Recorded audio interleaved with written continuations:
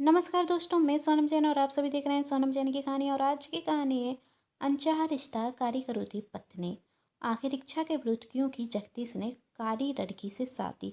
यदि आप सभी को मेरे द्वारा लिखी गई ये कहानी पसंद आए तो जल्दी से कर लीजिए चैनल को सब्सक्राइब और पास में जो बेल आइकन का बटन है उसे प्रेस जरूर कर दीजिएगा, क्योंकि उसी से मिलेंगी आप सभी को मेरी आने वाली हर कहानी की नोटिफिकेशन। कहानी पसंद आने पर वीडियो को लाइक जरूर कीजिएगा, क्योंकि जब आप करते हैं वीडियो को लाइक तो मुझे मिलती है कहानियाँ लिखने के लिए प्रेरणा। और हाँ, कहानी को अपनों के साथ शेयर करना बिल्कुल ना भूलें। तो चलिए कहानी शुरू करते हैं। भावना जी अपने बेटे जगदीश से कहती, बेटा आज तेरा जन्मदिन है, चल हम मंदिर जाते हैं। तब जगदीश कहता, माँ आप जानती हैं कि मैं भगवान पर भरोसा नहीं रखता, मुझे कहीं नहीं जाना है। तो ठीक है, मुझे मंदिर तक छोड़ दे, मैं ड्राइवर से कह देता हूँ, भाई आपको छोड़ देगा। ड्राइवर को मैंने छुट्टी दे दी है। भावना जी कहती, और तू कहे तो मैं ऑटो से चली जाती हूँ, उसकी कोई ज़रूरत नहीं है। मैं आपको मंदिर तक छोड़ दूंगा, लेकिन आप मुझे अंदर आने के लिए नहीं कहेंगी। जगदीश कहता। भावना जी कहती, ठीक है मेरे बेटे, मंदिर तो चल, आखिर क्या मिलता है आपको मंदिर जाकर। जगदीश ने पूछा, आज मैं जिस मुकाम पर हूँ वह मुझे भगवान ने नहीं दिया है, अपनी मेहनत और आपके आशीर्वाद के बल पर मिला है। जगदीश कह रहा था, भगवान ने तो हमसे हमारा सब कुछ छीन लिया था। ऐसा नहीं कहते बेटा, जो हमने कर्म किए हैं उसका फल तो हमें मिलेगा। भावना जी कहती हैं, अच्छा तुझे ऑफिस के लिए लेट हो जाएगा, चल मुझे मंदिर तक छोड़ते। माँ मंदिर तो चल रहा हूँ आपके साथ, लेकिन मंदिर से जल्दी आ जाना, आज मेरी ज़रूरी मीटिंग है। ठीक है मेरे बेटे, पहले हम चलें। ठीक है माँ। जगदीश अपनी माँ भावना जी को मंदिर जाने के लिए कहता। भावना जी जैसे मंदिर में जाती तो एक बहुत सुंदर भजन उनके कानों में जाता। भजन सुनते ही साथ वह मन मोहित हो जाती और उन्हें समय का ध्यान नहीं रहता। भजन पूरा होने के बाद जब भावना जी अपनी आंखें खोलती और उस लड़की से कहती जो वचन गा रही थी, अरे बेटी बहुत सुंदर वचन गा रही हो, क्या नाम है तुम्हारा। आंटी जी मेरा नाम गौरी है, बहुत प्यारा नाम है। और पंडित जी से प्रसाद लेकर भावना जी और गौरी एक साथ मंदिर से बाहर आती, और जैसे ही भावना जी मंदिर की सीढ़ियों से उतरती तो उनका पैर फिसल जाता और उनके पैर में मोच आ जाती। अरे आंटी जी आप ठीक तो हैं, गौरी ने कहा। हाँ ठीक हूँ, लेकिन लगता है पैर में मोच आ गई, आप अपना पैर दिखाइए, मैं अभी ठीक कर देती हूँ। लोग कहते हैं मेरे हाथों में जादू। अरे नहीं बेटी, डॉक्टर को दिखाऊंगी तो एक दो दिन में ठीक हो जाएगा। अरे जो दर्द मैं अभी गायब कर सकती हूँ, आप 2 दिन तक बर्दाश्त क्यों करेंगी। कहते हुए गौरी भावना जी के पैर की मोच सही कर देती। हाँ बेटा, तुम्हारे हाथों में जादू है, कुछ पर में ठीक हो गया गया लगता है कोई परी हो तुम। अरे यह सब तो भगवान की कृपा है। और परी और मैं, मेरा रंग नहीं देखा आपने, सिर्फ नाम से गोरी हूँ, रंग तो काला है। और परी खूबसूरत होती हैं, रंग तो वह लोग देखते हैं जिनका मन साफ नहीं होता। बेटा मेरी नज़रों से देखो, तुम तो बहुत सुंदर हो, आज के टाइम की लड़की होकर मंदिर आती हो, इतना अच्छा वचन गाती हो और दूसरों की मदद करती हो, बड़ों का सम्मान करती हो। ऐसे गुण वाली लड़की बहुत सुंदर होती है और उनकी माँ तो धनवान होती। वैसे तुम्हारी माँ कहाँ है। माँ के साथ ही तुम मंदिर आई थी, बातों में भूल ही गई, माँ मुझे अंदर देख रही होंगी। तभी वहाँ गौरी की माँ आकर कहती, अरे गौरी तू यहाँ क्या कर रही है, मैंने तो तुझे मंदिर में ढूंढ रही थी। तभी भावना जी की नज़र गौरी की माँ पर पड़ती और वही कहती, अरे मारती तुम, भावना तुम। मारती ने आश्चर्य से कहा, तुम यहाँ कैसे। तब भावना जी कहती हैं, इसी शहर में घर है मेरा। और तू भी क्या इसी शहर में रहने लगी है। नहीं, मैं शहर में नहीं रहती हूँ, वही तो बिटिया का एडमिशन कॉलेज में कराने के लिए आई थी। पढ़ने में बहुत होशियार है मेरी बेटी, आज इसका एडमिशन हो जाएगा और इसे हॉस्टल में रहना होगा। भावना जी ने कहा, अरे अपना घर होते हुए हॉस्टल में क्यों रहेगी मेरी बेटी, अब तो तुम मेरी बेटी हो, तुम्हारी बेटी मेरे घर में रहेगी। अरे क्या कह रही हो भावना, तुम मेरी बेटी तुम्हारे घर में कैसे रह सकती है, तुम्हें तकलीफ होगी। तकलीफ कैसी होगी, और यह मेरे साथ घर में रहेगी तो मेरा वक्त निकल जाएगा। मेरा एक बेटा है जिसका नाम जगदीश है, जो हर वक्त अपने काम में व्यस्त रहता है और मैं दिन भर घर में अकेली रहती हूँ। एक बेटी घर में आ जाएगी तो मुझे भी तो कुछ वक्त मिले जाएगा उसके साथ रहने का। पर मालती ने कहा। तभी भावना जी कहती, अब पर छोड़, और भावना जी का फ़ोन बजता। भावना जी फ़ोन उठाती तो देखती फ़ोन उनके बेटे का है, और वह कहती, अरे बातों में भूल गई, मेरा बेटा मेरा नीचे इंतजार कर रहा है। और फ़ोन उठाते हुए अपने बेटे से कहती, बेटा बस 5 मिनट में आती हूँ। कहते हुए भावना जी जाने रखती। तब गौरी कहती, आपका बेटा नीचे आपका इंतजार क्यों कर रहा है, आपके साथ मंदिर नहीं आया? तब भावना जी ने कहा, उसे मंदिर आने में इंटरेस्ट नहीं है, क्योंकि वह भगवान पर विश्वास नहीं करता। तब गौरी कहती है, कोई भगवान पर विश्वास कैसे नहीं कर सकता? कहते हुए भावना जी, गौरी और उसकी माँ साथ में नीचे जाते, जहाँ जगदीश गाड़ी के पास उनका इंतजार करता। और जगदीश से गौरी कहती, आप मंदिर क्यों नहीं आते? तब जगदीश अपनी माँ से कहता, माँ ए कौन है? तब भावना जी कहती, ए मेरी बचपन की सहेली मालती और उसकी बेटी गौरी है। गौरी, मंदिर में मेरी मुलाकात हो गई, यह भी हमारे साथ हमारे घर चलेंगी। ठीक है माँ, जल्दी चलिए, आपको पता है मुझे देर हो रही है। और जगदीश गौरी से कहता, मैं कभी भी किसी की लाइफ में इंटरेस्ट नहीं रखता, तो तुम भी मेरी पर्सनल लाइफ से दूर रहो। और वैसे भी भगवान कुछ देते नहीं, उनके पास जाएं। तब गौरी ने कहा, भगवान कुछ मांगने से नहीं देते, बिना मांगे ही बहुत कुछ दे देते हैं। पर आप मेरी बात नहीं समझेंगे, आपको देर हो रही है, चलिए हम घर चलते हैं। कहते हुए वही घर पर जाते। जगदीश अपने ऑफिस के लिए निकल जाता है, और भावना जी, मालती और गौरी आपस में बैठकर बातें करते हैं। गौरी का कॉलेज में एडमिशन हो जाता, और वही भावना जी के घर में रहने रखती। जगदीश बेटा नाश्ता कर लो, भावना जी कहती। तभी वहाँ जगदीश की दोस्त चंचल आती और कहती है, वाह, बिल्कुल सही वक्त पर आई हूँ आंटी जी मैं, और आज का नाश्ता तो स्वादिष्ट है। चंचल कहती, हाँ बेटा, आज का नाश्ता गौरी ने बनाया है। तभी वहाँ गौरी और उसकी माँ आती। आंटी जी, आपने क्या नई नौकरानी रख ली है क्या? गौरी की तरफ देखते हुए चंचल ने कहा। तब भावना जी गुस्से में चंचल से कहती हैं, यह कोई नौकरानी नहीं, मेरी बेटी है, मेरी पुरानी सहेली मालती की बेटी। ओके सॉरी, मुझे माफ़ कर दीजिए, पता नहीं था। चंचल ने कहा। और गौरी, बुरा मत मानना, तुम्हारा रंग इतना काला है कि देखकर ऐसे लगा कि तुम इस घर की नौकरानी हो। वैसे मेरा नाम चंचल है। तब भावना जी कहती हैं, किसी के रंग पर जाना यह अच्छे घर की बेटी के संस्कार तो नहीं है। चंचल, आज के बाद में गौरी के विरुद्ध एक शब्द सुनना पसंद नहीं करूँगी आंटी जी। चंचल कहती, मुंह से निकल गया, और वैसे भी जो बात आपको पसंद नहीं वह मुझे पसंद नहीं। और मन में कहती, अपनी होने वाली सासू माँ की इतनी बात तो मुझे माननी ही होगी।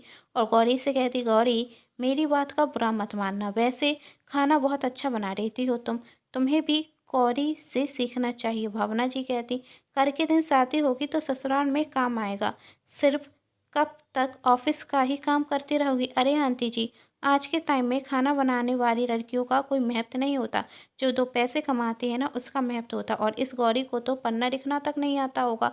तब गौरी चंचल को अंग्रेजी में जवाब देते हुए कहती, पढ़ाई लिखाई में तो हम पहले से ही बहुत होशियार हैं, और खाना बनाना एक अच्छी लड़की के संस्कार होते हैं।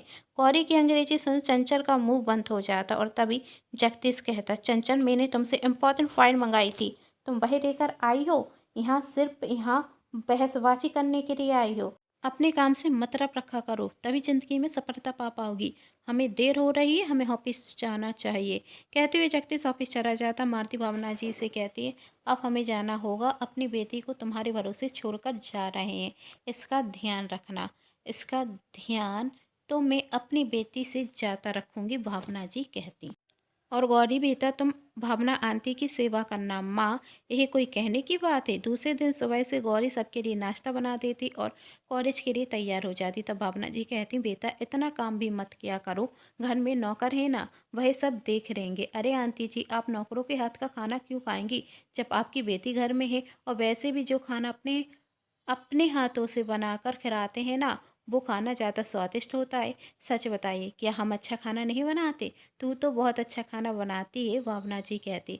तो खाना तो हम ही बनाएंगे, और वैसे भी खाना बनाना और खिलाना बहुत पसंद है हमें, जैसी तेरी इच्छा, भावना जी ने कहा। तभी गौरी घड़ी की तरफ देखती है और कहती, हाय दैया, क्या हुआ? भावना जी ने पूछा। अरे आंटी जी, घड़ी को देखिए, सुपरफास्ट ट्रेन की तरह रफ्तार से भगती जा रही है, हम तो कॉलेज के लिए लेट हो जाएंगे। हम जाते हैं। अरे रुक, यहाँ से टैक्सी मिलना भी बहुत मुश्किल होगा। और तभी जगदीश अपनी माँ से कहता है, माँ मैं ऑफिस जा रहा हूँ। ऑफिस जा रहे हो तो गौरी को भी अपने साथ ले जाओ, रास्ते में छोड़ते हुए चले जाना, उसे लेट हो रहा है। भावना जी कहती, माँ ऑफिस में बहुत ज़रूरी काम है, मेरे पास वक्त नहीं है। बेटा अपनी माँ की बात नहीं मानोगे? तब जगदीश कहता है, माँ आप अच्छे से जानती हैं मैं आपकी बात को कभी मना नहीं करता। ठीक है अब चलकर गाड़ी में बैठो। तुम इस अकरू को तो अच्छे से बात करना भी नहीं आता। गौरी मन में कहती, पर जो हो जाना तो इसके साथ होगा। क्या सोच रही हो? जाकर गाड़ी में बैठो, तुम्हारे लिए समय की कोई कीमत नहीं होगी पर मेरे लिए है। जगदीश ने गुस्से में गौरी से कहा। गौरी जाकर गाड़ी में बैठ जाती। जगदीश बड़ी तेज गाड़ी चलाता। तब गौरी कहती, आप आराम से भी चला सकते हैं, हमें और जाने की इतनी जल्दी भी नहीं, और वैसे भी हमें कॉलेज जाना है, पर लोग नहीं। अभी हमारी ज़िंदगी बहुत बाकी है। देखिए हमारा हाथ, हमारी आयु रेखा बहुत बड़ी है। जगदीश कहता, स्टूपिड कर, कुछ कहा आपने? गौरी ने पूछा। तब जगदीश कहता, शांत होकर नहीं बैठ सकती तो? और थोड़ी देर में गौरी का कॉलेज आ जाता। जगदीश गौरी से कहता, लो आ गया तुम्हारा कॉलेज। तब गौरी गाड़ी से उतरते हुए जगदीश को थैंक यू कहती। तब जगदीश ने कहा, थैंक यू की जगह सॉरी कहना चाहिए तुम्हें मुझसे। सॉरी? हमने क्या गलती करती, हम क्यों आपसे सॉरी कहें? गौरी ने पूछा।